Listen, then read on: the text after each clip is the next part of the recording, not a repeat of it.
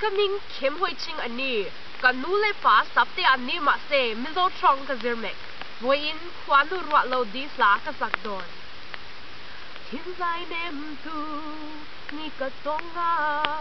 asak mela chu atrasia achet yaga tuai sam ani ma se mo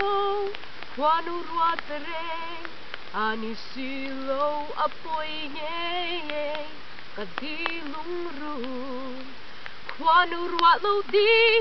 mokalo ton anang ye tu fiat silo hian rem te se katlim don sia ma se mo nang nen swan boy te a rem silo rem lo ani engan sudle turan biatu min lo sana maknge don siang la kat san ve turhi ana emme ana ngaye mi to na zamwang ilyam turhi Khuanu Ruatloh di mokalo ton ana ngaye tu fiat silo hian rem te se kahlim don sia ma se mo nang nen swan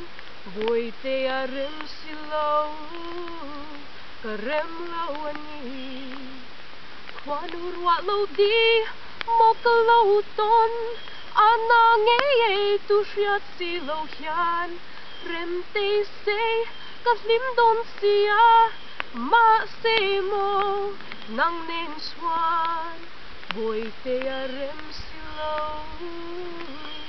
ka rem lo ani